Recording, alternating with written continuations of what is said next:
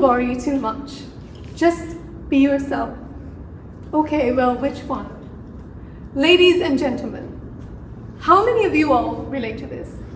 I'm desperately expecting some raise of hands here, otherwise I'm going to end my speech dead and there under embarrassment. I didn't ask you yet.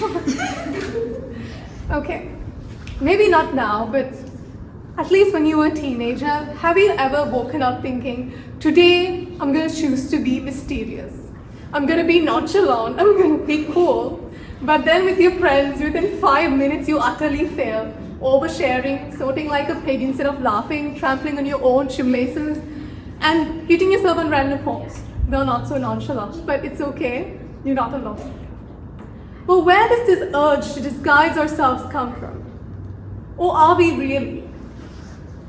Ever since I was a little kid, I've always had this urge to define myself. Back in school days, I would label each and every person. One was cool, one was popular, one was bold, one was talented. And then I came to uni. Oh boy. It was 10 times bigger, 10 times more people, 10 times different personalities, and I felt 10 times smaller. All this labeling always ended up in one boiling question. How do others label me?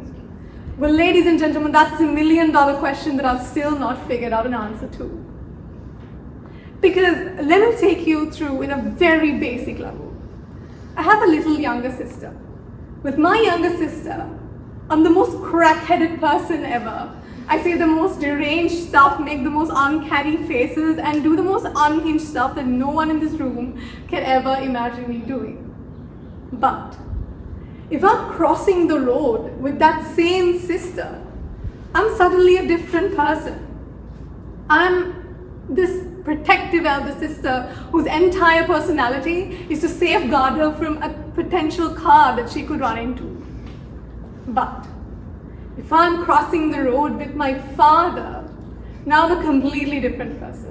Because this time I am the baby and he has to push me back and cuss me out before I casually attempt involuntary suicide by running into a car. But the same car that I would have noticed if I was with my sister. Likewise, with strangers, I'm the most nicest person ever. I always rethink and process each and every single word before I speak it, just to keep the line between us firm and secured.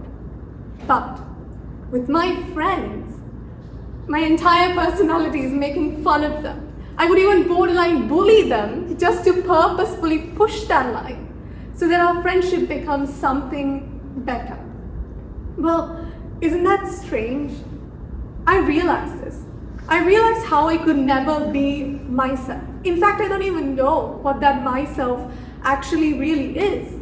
Because all throughout my life, all I've ever known is to remix, edit, and alter myself, catering to the person I'm with, catering to the expectations they have of me, catering to the way in which they expect me to behave. Well, as pathetic as that sounds, I find it beautiful, especially when I correlate that to a kaleidoscope.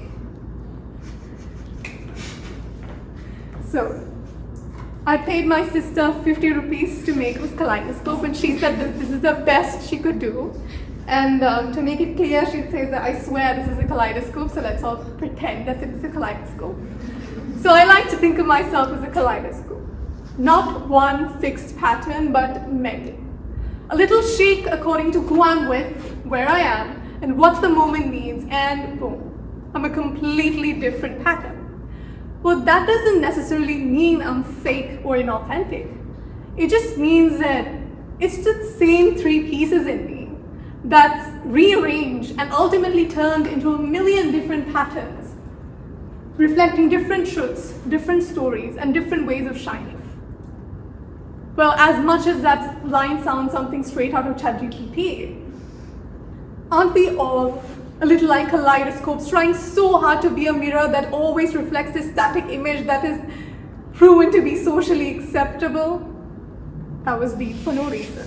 But the gist is, somewhere between who you are and who you want to be and who the world needs you to be. We are constantly shifting, moment by moment, never fully settling into one self of ours, which is totally fine, even though I make it sound like something pathetic. So, next time when you say, be yourself, also say, which one? Over to you.